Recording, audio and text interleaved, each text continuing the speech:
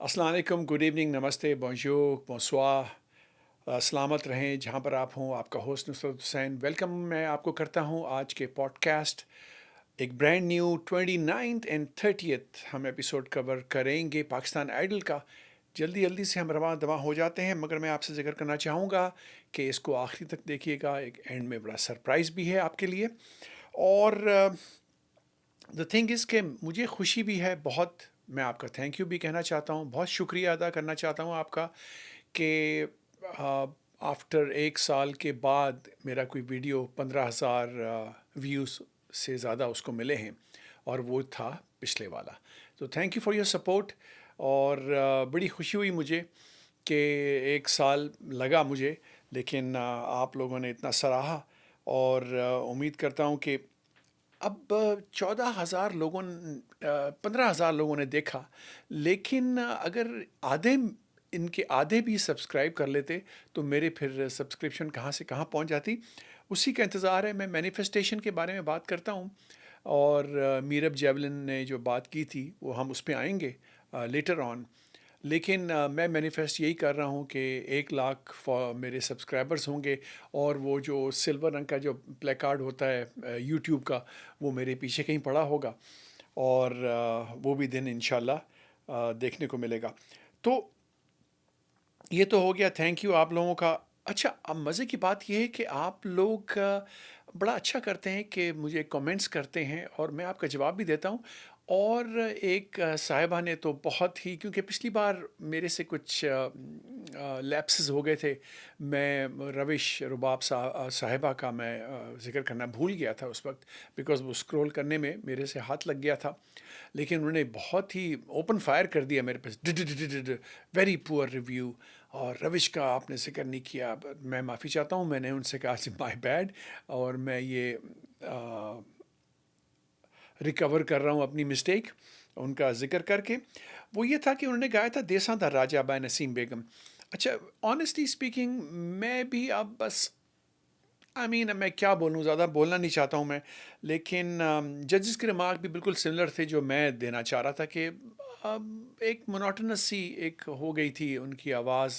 एक है जो, अब आई एम सॉरी टू से, लेकिन बस ठीक था, कोई स्टेलर परफॉर्मेंस नहीं थी उनकी। But I wish her all the best दो। एंड गाती अच्छा है वैसे वो, नो डाउट। फिर लोगों ने कहा यार आपने सारा रज़ा ख़ान का जिक्र नहीं किया। अरे मैंने कहा यार ये क्या गलती हो गई। अच्छा, मैं उनको जानता नहीं हूँ, बिल्कुल मैंने उनको ना सुना है। लेकिन जब वो आई और उन्होंने गाना गाया तो मैं वाकई बहुत इम्प्रेस हुआ। Fantastic, her performance was very very good. मैं तो बहुत इम्प्रेस हुआ हूँ कम अज़ कम। और बहुत अच्छी सिंगर हैं ये। अब हम चलते हैं नॉर्मल अपने 29 जो है, नॉस्टैल्जिया नाइट इन्होंने नाम रखा है। अच्छा नाम था। और मीकाल हसन आए, बहुत नामी ग्रामी नाम है ये, इनका बैंड है अपना। उसमें ये गिटारिस्ट हैं, आई थिंक बर्कली से शायद उन्होंने एजुकेशन भी ली हुई है म्यूज़िक की। और बहुत अच्छे इंसान भी हैं ये, मैं उनको बहुत पहले का जानता हूँ। अब लेटली तो काफ़ी अरसे से मेरी मुलाकात नहीं हुई है उनसे। लेकिन जब उनका लाहौर में स्टूडियो था तो आई विजिटेड देयर, एंड मुझे अभी तक याद है ऊपर क्लाइम करके हम लोग गए। एंड बड़ा अच्छा स्टूडियो बनाया हुआ था। And he is very humble person and very friendly soul. और is a fine gentleman, to be very honest. और वेरी टैलेंटेड एज वेल, बहुत अच्छा काम करते हैं यार। फिर आई समिया गोहर, इन्होंने गाया आग बाय नाज़िया हसन। अच्छा, मैं इनका बहुत बहुत आर्डेंट मैं फ़ैन हूँ समिया जी का। और क्या इनकी खूबसूरत आवाज़ है यार, बहुत ही मिठास। एंड बहुत मज़ा आता है माशाल्लाह। और परफॉर्मेंस इनकी अच्छी थी, और मज़ा आया। लाइक मीकाल सेड द, अच्छा बैकिंग वोकलिस्ट जो थे ना, उनमें उन्होंने चार चांद लगा दिए इस गाने पे। वो बहुत ही अच्छा आइडिया था प्रोड्यूसर साहब का। वो डेफिनेटली आप जानते हैं उनको। और उन्होंने एक एक कलर दिया इस गाने को, जो कि गाने में जो एक खिला जो थी वो पुर की उन्होंने, भर सा गया गाना जो है वो बहुत अच्छा था। और बिलाल ने बिल्कुल सही कहा था कि अब सिंगिंग के, कि इन्होंने ज़रा डर डर के गा रही थी। और मुझे भी महसूस हुआ कि ऐसे ही था। मगर बैकिंग वोकलिस्ट के अच्छा आइडिया था, नो डाउट। लेकिन कुछ गाने में कुछ और भी करने को मांगता था। मीनिंग कोई ड्रॉप, कोई और किस्म का क्लाइमेक्स या कोई चेंज, कोई ऐसा जो कि हमको एक शॉक ट्रीटमेंट देता और इस गाने को फिर नेक्स्ट लेवल पे ले जाता। उसका मैं इंतज़ार ही करता रहा और वो वाव फैक्टर जो था वो हमको इनकी परफॉर्मेंस से नहीं मिला। फिर आए नबील अब्बास, सैंग उचियाँ मजाजन आली, सैंग बाय जवाद अहमद। मैं क्या बोलूँ इन जवाद अहमद साहब का, जब से इन्होंने हाथ हमारे कोशिश की है मुर्शिद के लिए, तो जब से तो मैंने गाना, पहले भी मैं इनको ज़्यादा नहीं सुनता था लेकिन उसके बाद तो फिर आपको पता ही है, सुनने का कोई फ़ायदा नहीं है। और नबील ने तो कमाल कर दिया, वेरी ऑनेस्ट। और आई थिंक इनका टेम्पो थोड़ा सा कुछ क्लिक्स जो है ना उन्होंने तेज़ किया है, और it was a fantastic idea मेरी नज़र में। अगर मैं गलत कह रहा हूँ तो मुझे प्लीज़ करेक्ट कर दीजिएगा, लेकिन मुझे लगा कि टेम्पो थोड़ा सा एक दो क्लिक और ऐसा होता है कई बार। आप जो है ना वो गाने को स्लो करें तो ज़्यादा बेहतर साउंड करना शुरू हो जाता है, और अगर तेज़ करें, मुझे याद है मेरा जो गाना है लाइव पे तेरी याद, वो पहले बहुत स्लो था, तो मेरे कज़न ने कहा यार इसको थोड़ा तेज़ करो, और मैंने जब तेज़ किया तो एकदम ग्रूव में आ गया। और बड़ा अच्छा लगा ये माशाल्लाह इनका। नबील वैसे ही बहुत अच्छे गायक हैं और मैं इनका बहुत बड़ा फ़ैन हूँ। मेहताब अली आए, उन्होंने गाया सैंग हवा हवा हवा, हसन जहांगीर का। और बहुत ही उम्दा गाया इन्होंने, बहुत ही अच्छा गाया यार। मेरी नज़र में मेहताब का जो है ना ये सबसे बेस्ट परफॉर्मेंस थी, बड़ा खुल के गाया, बड़े मूड में थे वो, और सच्चे सुर लगाए हैं इन्होंने इस पे। और आई थिंक मैं एग्री करता हूँ मिकाल से कि पहली कोरस के बाद वो फिर ग्रूव में आए, और जब वो ग्रूव में आए तो उन्होंने वाकई कमाल कर दिया फिर। और वेरी गुड यार, बहुत अच्छा इनका इनकी वो परफॉर्मेंस थी। और एक दो जगहें इन्होंने बड़ी ज़बरदस्त ली हैं यार, जो असली गाने में ज़ाहिर है नहीं थी। तो मुझे ये, फिर से मैं कहूँगा कि मुझे उनकी बेस्ट परफॉर्मेंस लगी है। फिर मोहम्मद मिनाम आए, इन्होंने गाया दीवाना बाय फ़ाखिर महमूद, दीवाना टंग टंग ट दीवाना। बहुत अच्छा गाया, और बहुत अच्छी एडलिब्स, इनकी जगहें जो थीं वो उन्होंने बहुत अच्छी लीं। मिकाल से इत्तेफाक करूँगा अबाउट प्लेसिंग द माइक, ये बहुत अच्छी, क्योंकि हैं तो प्रोड्यूसर ही ना आखिर को मिकाल। तो उन्होंने नोट किया कि इनके जो अगर ये क्लोज प्रॉक्सिमिटी इफेक्ट होता है माइक का, अगर आप बहुत करीब माइक से गाएं तो लो फ्रीक्वेंसी आपकी और असेंचुएट हो जाती है, इसलिए ख़ास एक डिस्टेंस रखना पड़ता है आपको। और अगर आप सॉफ्ट गाएं तो उसको करीब कर लें, और अगर आप लाउड गाएं तो माइक को दूर कर लें। ये एक टेक्निक होती है सिंगिंग की। और बिलाल ने बिल्कुल सही बोला लो एंड का। मैं ये लो एंड का यानी जो लो फ्रिक्वेंसीज़ के इनकी जो रजिस्टर है, मैं उस पे बात कर चुका हूँ। और फिर यहाँ पर मैं दोहराना चाहूँगा कि इनका लो रजिस्टर जो है वो थोड़ा सा कमज़ोर है ऑनेस्टली। और मैंने इनको अपने पॉडकास्ट में टिप भी दी थी कि आपको क्या करना चाहिए लो एंड को आपको मजबूत करने के लिए। तो वही बिलाल ने भी वही जिक्र किया था। और इनके लो रजिस्टर को थोड़ा सा ज़रा भी पुख्ता होना मांगता है। फिर अब मेरे से एक टेक्निकल मिस्टेक हो गई है कि क्योंकि वो ऑटोमेटिक स्क्रॉल करके कहीं और चला गया है, लेकिन हिम्मत हमने हारनी नहीं है, हमने बोलते रहना है। और हम पहुंच गए हैं वापस अपने जो आए मिकाल, ये मैं बात कर चुका हूँ, हिरा कैसर। मैं फिर से दोहराऊंगा, इनसे जो है ना स्टनिंग परफॉर्मेंस मैंने और तो नहीं सुनी यार। और इन्होंने गाया झोंक राजन, और क्या ही गाया यार। भाई मेरे इस परफॉर्मेंस के बाद तो मैं कुछ कहना चाहता भी नहीं हूँ। It it was so nice to see the original Hira Kaiser, जो हमें शुरू से हमको अच्छी लगी थी। बहुत ही माशाल्लाह इनकी अच्छी परफॉर्मेंस थी। और जो बिलाल की मैं जो हालत देख रहा था ना, वो अंदर से मेरी भी वही हालत थी कि दिल कर रहा था मैं भी खूब इंजॉय करूं। और बनता है यार ऐसी परफॉर्मेंस पे तो। कमाल कर दिया हैरान ने यार, माशाल्लाह आउटस्टैंडिंग।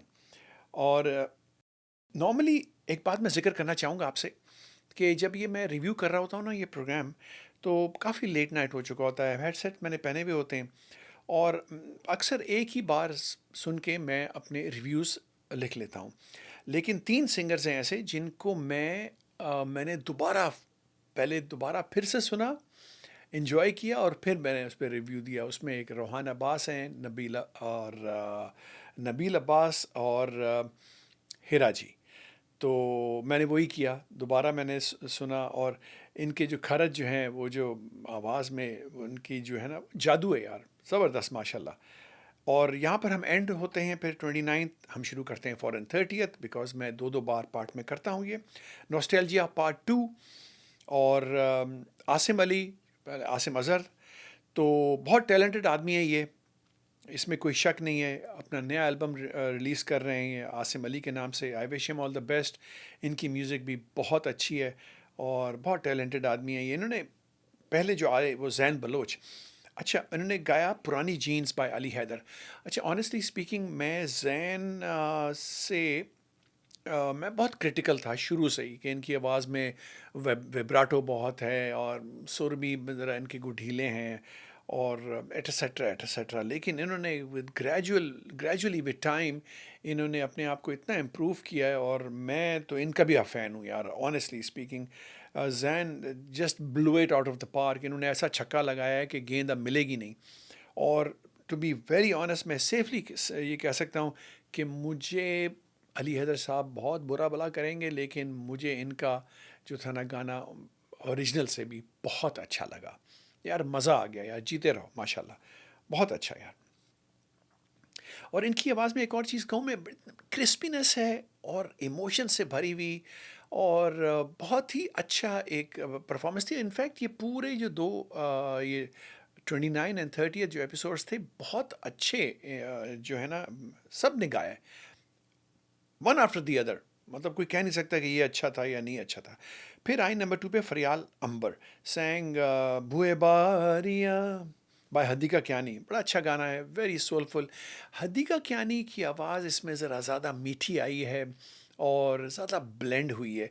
अब ज़ाहिर इनकी एज के मुताबिक ज़रा थोड़ी सी करख्त आवाज़ है इनकी, ज़रा शार्प है और बिल्कुल चीरती भी मिक्स के थ्रू सारे आती है ये।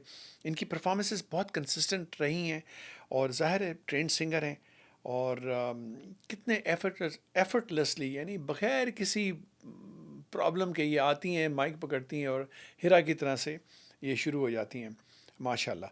और फिर मीरब जेवलिन I sang boom boom by Nazia Hassan. अच्छा इन्होंने भी क्या धमाका इन्होंने कर दिया यार, ज़बरदस्त। मुझे भी मीरब की ये परफॉर्मेंस बहुत अच्छी लगी।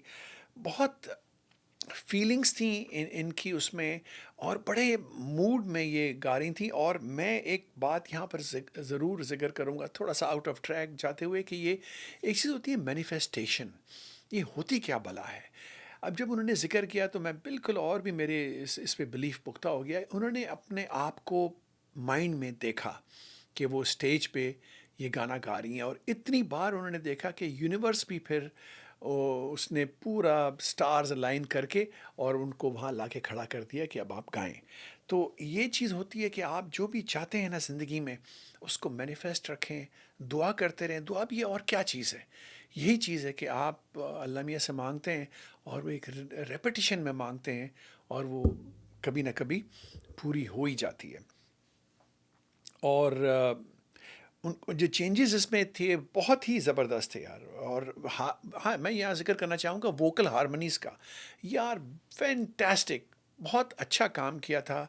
इन्होंने प्रोड्यूसर साहब ने ये वोकल हारमोनीज़ पे, ब्यूटीफुल यार, बहुत मज़ा आया।